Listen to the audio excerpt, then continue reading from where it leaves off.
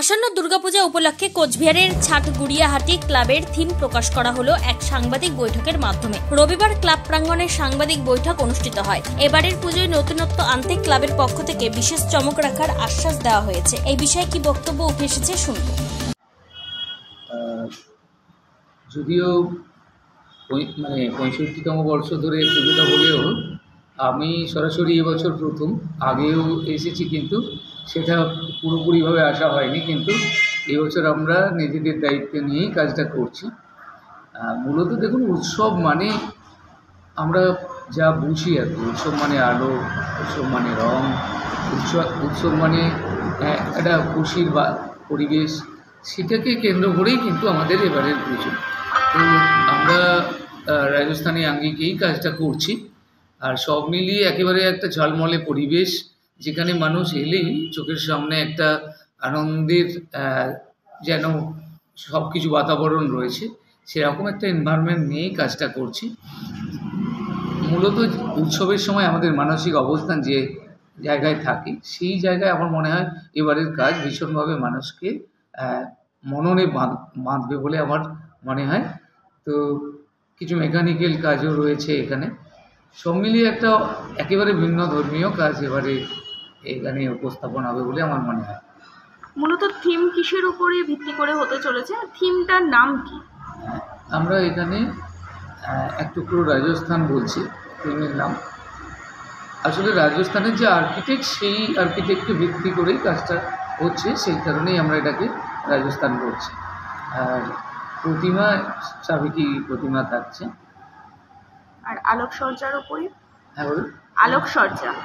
আলোকসজ্জা তো এমনি রাস্তার যে আলোকসজ্জা, সেটা চন্দননগর থেকে আসছে।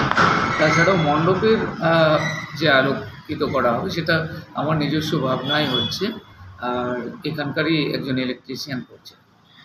দর্শনার্থীরা কোচবিহারে বসেই কি এই থিমের মাধ্যমে রাজস্থানকে দেখতে পাবে?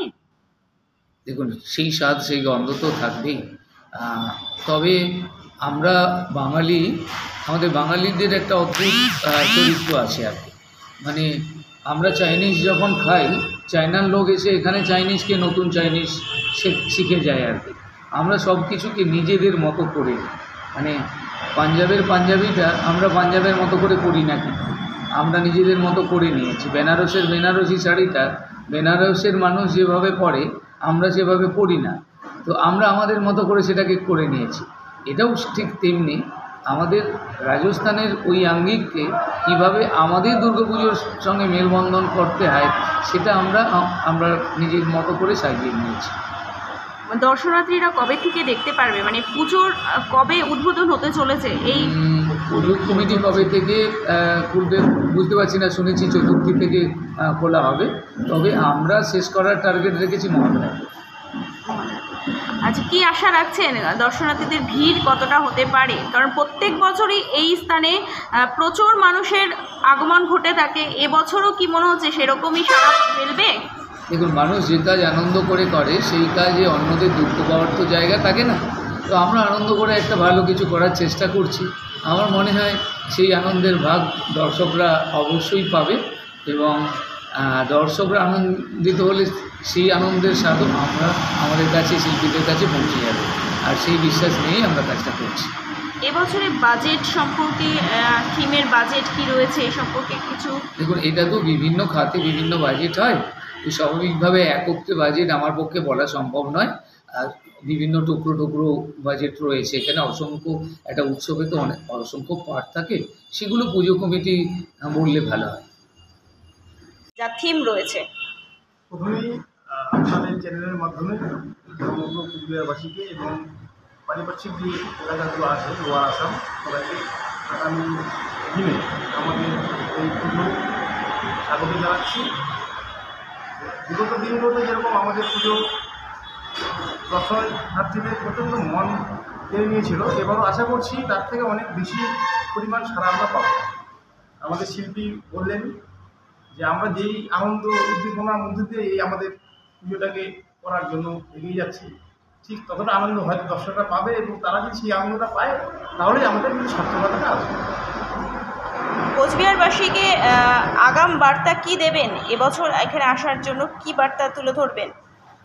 সকলকে সাদর আমন্ত্রণ। পুজোর দিনগুলোতে আপনারা আমাদের এখানে আসুন, আমাদের এখানে সময় কাটান, আমাদের শিল্পীর যে কাজ সেই কাজটা উপভোগ করুন। কবে খুলে দেওয়া হবে এই আমাদের প্যান্ডেল? 25 তারিখ তৃতীয়ার দিন উদ্বোধন হচ্ছে, সেদিন থেকে আপনাদের সকলকে আমন্ত্রণ জানাচ্ছি, আপনারা এসে এই মণ্ডপ উপভোগ করুন। পুজো ছাড়াও অনেক সামাজিক কাজকর্ম করে থাকে ক্লাবকর্তা, মানে ক্লাবের পক্ষ থেকে। এবছর কি কি করা হচ্ছে আপনাদের, বা কোনো কর্মকাণ্ড কি রয়েছে আপনাদের? বিষয়টা আমরা এইভাবে দেখি না যে পুজো এলেই আমরা সামাজিক কাজ করবো, তা না। আমাদের ক্লাব সারা বছর সামাজিক কাজকর্ম করে থাকি, প্রচুর সামাজিক কাজ আমরা সারা বছর ধরে করি। যে পুজো এলেই আমরা করবো তা না, পুজোটাই আমরা পুজোর মতন করে করি, তার সাথে হয়তো কিছু বস্ত্র বিতরণী আমাদের থাকবে। তাছাড়া অন্যান্য সামাজিক কাজগুলো যেগুলো বৃক্ষরোপণ, তারপরে রক্তদান শিবির, যেগুলো আমরা বছরের বিভিন্ন সময় আমরা ঠিক করে সারা বছর। আপনার নাম? আমার বিরাজ শর্মাধিকারী, আমি কমিটি সভাপতি। ক্লাব কর্তৃপক্ষ জানিয়েছেন থিমের মাধ্যমে সামাজিক বার্তা তুলে ধরার চেষ্টা করা হবে। পাশাপাশি প্রতিবারের মতো এবারও দর্শনার্থীদের জন্য থাকবে আলোকসজ্জা ও সাংস্কৃতিক অনুষ্ঠানের আয়োজন। ইতিমধ্যে পুজোর প্রস্তুতি শুরু হয়ে গেছে এলাকায়। কোচবিহার থেকে প্রিয়া সাহার রিপোর্ট, টাইমস 14 বাংলা।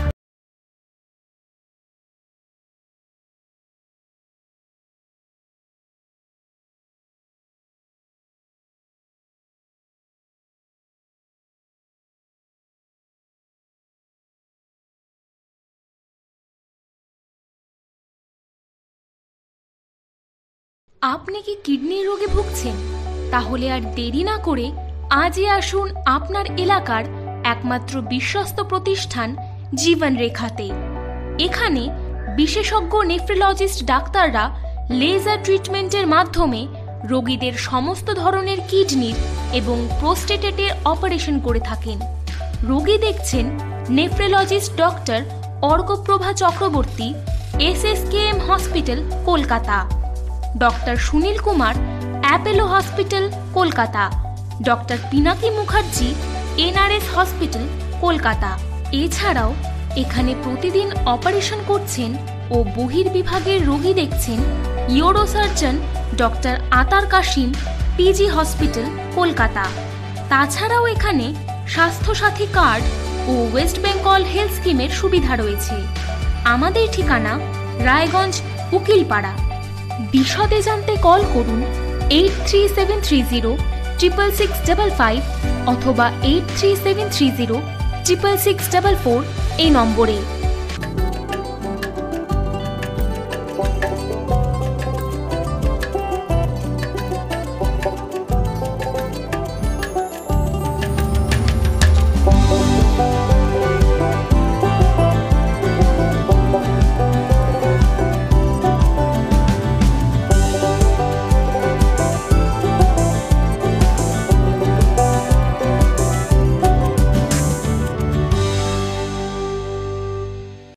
আপনি কি চাকরি পরীক্ষার্থী?